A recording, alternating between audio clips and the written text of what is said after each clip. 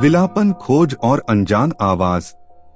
सौरभ और अनुषा एक साथी जोड़ी शहर के एक पुराने और भूतिया विला में अपनी छुट्टियां बिताने आए थे। इस विले की चरम सुंदरता और अजीब शांति ने उन्हें खींच लिया था। एक शाम जब वे विले के पास से गुजर रहे थे तो अनुषा ने एक खुली खिड़की में एक पुरानी पुस्तक देखी। पुस्तक के अंदर बहुत सारी गहरी और रहस्यमय बातें लिखी थीं।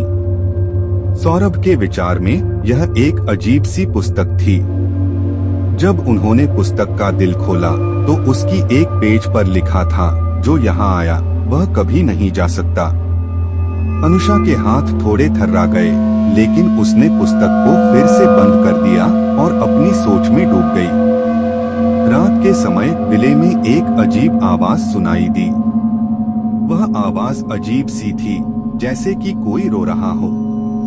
सौरभ और अनुषा डर गए और देखने के लिए वहां चले गए। वह आवाज किसी खिड़की के पास से आ रही थी। जब वे उस खिड़की की ओर बढ़े तो वे देखा कि खिड़की के पास एक पुरानी बाल महिला खड़ी थी जो रो रही थी।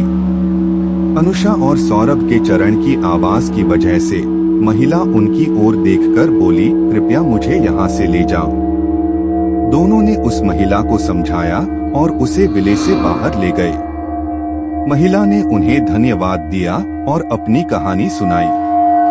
वह महिला नाम राधा अपने पति के साथ इस विले में रहती थी। उनके पति की मौत के बाद उसने अपने आप को विले में बंद कर लिया था।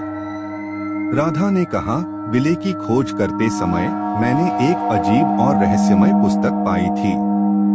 पुस्तक ने मेरे पति को प्रेरित किया था कि वह इसे पढ़े और उसमें दिए गए मंत्र का पाठ करे। लेकिन उस मंत्र के असर से विले में एक भूतिया आवाज आई और उसने मेरे पति को भूत बना दिया। राधा ने उन्हें बताया कि अब वह विले से बाहर जा सकती है, लेकिन उसका पति अभी भी वहां बंद है। सौरभ और अनुषा ने राधा की सहायता की और उस पुस्तक को ढूंढा। जब वे वह पुस्तक खोज रहे थे तो उन्होंने वहीं का दरवाजा खोला जहां उन्होंने पहली बार वह आवाज सुनी थी। उन्होंने पुस्तक में दिए गए मंत्र का पाठ किया और भूतिया आवाज बंद हो गई। राधा के पति की आत्मा भी शांत हो गई। विले से बाहर आकर सौरभ और अनुषा ने एक दूसरे से अपनी अनुभूतियों को साझा किया और उन्होंने समझा कि जीवन में अजीब और रहस्यमय चीजें होती हैं, जिन्हें समझना और समाधान ढूंढना ही सही मायने में जीवन है।